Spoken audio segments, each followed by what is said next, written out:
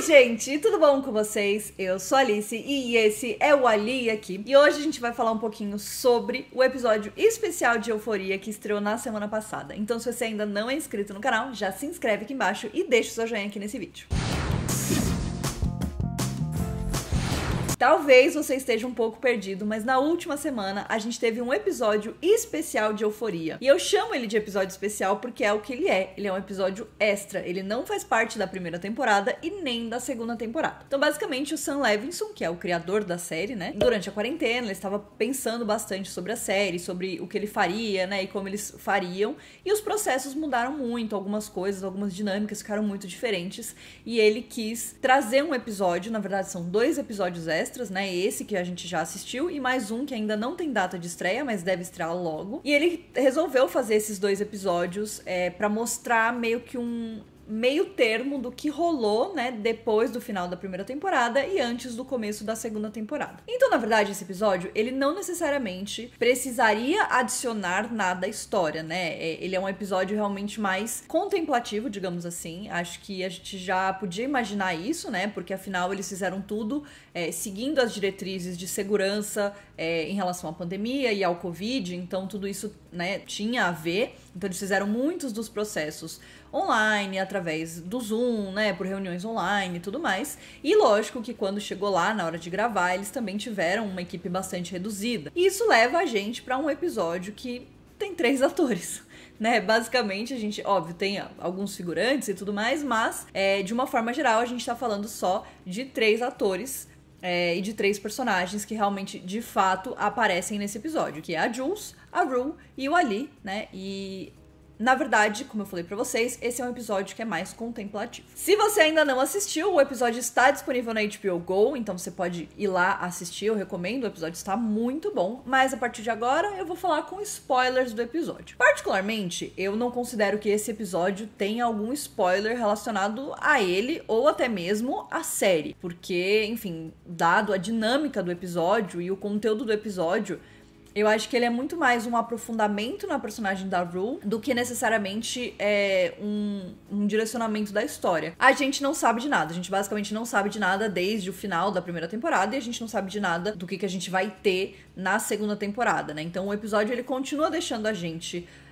às cegas em relação a isso, mas ainda assim eu sinto que quanto mais eu penso sobre esse episódio, mais essencial ele se torna para a história de Euphoria. Então, basicamente, no começo do episódio, a gente vai ter algumas cenas da Jules com a Rue. Ao meu entendimento, essas cenas são pensamentos da Rue, né, são a imaginação dela, porque é um momento feliz entre as duas, é um momento onde elas estão bem, onde elas estão super se entendendo, onde as coisas estão felizes e bem, pelo meu entendimento, pelo menos. Eu acho que é isso que a Rue busca muito nas drogas, né? Acho que é isso que ela encontra nessa válvula de escape, que é a possibilidade de viver a vida que ela gostaria de viver e não a vida que ela está vivendo naquele momento, né? E não as coisas do jeito que elas estão acontecendo. Então a gente tem esse começo do episódio, que inclusive é muito fofo, porque, enfim, eu acho que a química da Zendaya com a Hunter é muito boa, então, tipo, todas as cenas que tem elas são sempre muito boas, são sempre muito viciantes, digamos assim, né? Dá vontade de você ficar assistindo aquilo. Eu acho que eu assistiria 1 hora só daquilo ali, não precisava ter diálogo, não precisava ter nada, só as duas, assim, acho que daria pra assistir tranquilamente, porque acho que essa é a vibe que elas passam. E aí depois a gente vê que a Rue, ela chega numa lanchonete, é véspera de Natal, e ela tá ali com o Ali, né, que é o sponsor dela, né, que é o cara do Alcoólicos Anônimos, na verdade, Narcóticos Anônimos, é isso, né? Enfim, ajuda ela, dá conselhos, né, pra ela poder continuar sóbria. E eles têm uma conversa, e na verdade o episódio é basicamente a conversa deles. Então são vários monólogos dos 2 personagens. E eu vou falar pra vocês que eu preciso aplaudir de pé a pessoa que escreveu o roteiro desse episódio, porque os monólogos, os diálogos que eles têm são, assim, surreais. São de arrepiar. É uma coisa bizarra, E eu digo, né, eu falei pra vocês que quanto mais eu penso sobre esse episódio, mais eu penso como ele é essencial, porque eu acho que a gente abre uma porta da cabeça da Rue, principalmente, né, nesse episódio, sobre como ela se sente em relação às coisas. É claro que, assim, a gente já tinha um entendimento de muitas dessas coisas, né, mas eu acho que é muito interessante a análise que a gente tem da personagem a partir das coisas que ela fala. Então, nesse episódio, a Rue vai falar muito sobre como ela se sente uma pessoa horrível, como ela sente que ela é uma pessoa que não merece o perdão pelas coisas que ela fez, né? Ela fala que ela é uma pessoa que ela acha que ela não vai mais estar por aí por muito mais tempo, né? E ela fala várias coisas sobre como ela se sente, sobre como ela enxerga as coisas que ela fez e as coisas que aconteceram. Eu acho que realmente é um aprofundamento muito grande da personagem, que é muito, muito interessante, né? Eu acho que a Rue, ela é uma personagem extremamente complexa, e cada vez que eu vejo a personagem dela, cada vez que eu vejo qualquer cena da Zendaya em Euphoria, eu percebo que é a atriz da geração mesmo, né? Emmy Winner Zendaya é a atriz da geração. É surreal o jeito que ela entrega essa performance, é surreal o jeito que ela entrega as falas, os sentimentos, aquela verdade dentro da Rue. A gente tem muitos personagens que têm mudanças de humor, e essas mudanças são muito bruscas, mas elas também são picos muito grandes, né? Então, por exemplo, vou citar uma performance incrível de Fragmentado, né, do James McAvoy, que ele faz vários personagens, inclusive se vocês não assistiram esse filme, assistam. E obviamente ele faz vários personagens diferentes, então ele tem mudanças de humor, né, muito distintas. Mas no Fragmentado as coisas são bastante caricatas, porque os personagens pedem isso, né, e eu acho que o James McAvoy faz um trabalho excelente. Então os personagens são muito caricatos e eles pedem esse exagero, né, então você consegue ver na expressão, no jeito que ele se porta, no jeito que ele se posiciona, você consegue ver a mudança de personagem. Só que quando a gente fala da Rue, ela tem mudanças de humor e ela tem mudança de sentimentos dentro dela, e é tudo muito menor, né? Eu acho que as coisas são mais contidas, porque a Rue não é uma pessoa que expressa os seus sentimentos assim tão abertamente. E a gente vê na Zendaya quando ela muda, quando ela tá falando de uma coisa e de repente ela muda, o humor dela vira outro. E eu acho que durante esse episódio, que a gente tem a câmera quase o tempo inteiro nela, né, olhando pra ela, focado nela, e ela tá só sentada e a gente não tem mais o que olhar, a gente consegue, assim, mergulhar nisso.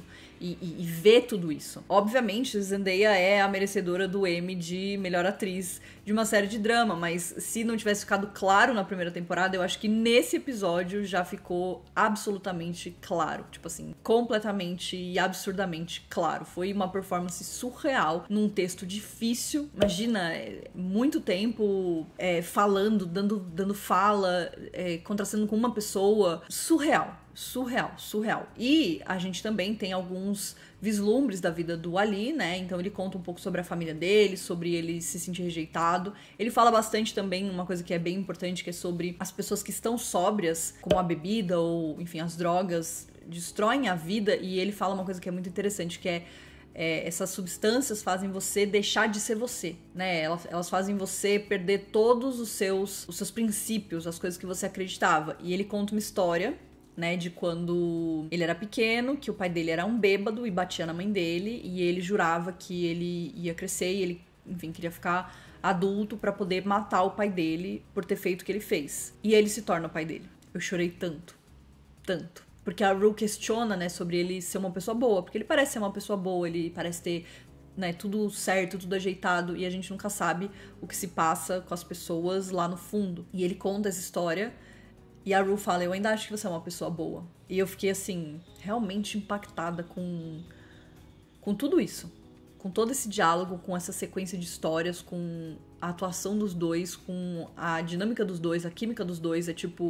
É uma paulada atrás de uma paulada, atrás de uma paulada. É um puta episódio bom. E é um episódio que só consagra mais Euphoria como uma das melhores séries que a gente tem na atualidade. E com certeza uma das melhores séries teen que já foram feitas na história. Assim, o que eu posso dizer é, mandem mais, que tá pouco. Entendeu, Sam Levinson? Manda mais, que tá pouco, porque esse episódio foi muito bom. Eu tenho certeza que o segundo episódio especial vai ser ainda melhor, e mais certeza ainda de que a segunda temporada vai ser incrível. Então, assim, eu tô muito animada, eu quero muito saber o que vocês acharam, então não se esqueçam de deixar aqui nos comentários pra mim se vocês gostaram do episódio ou não, o que vocês esperam pro próximo episódio especial e pra próxima temporada de Euphoria, e a gente se vê em breve pra falar mais sobre essa série maravilhosa.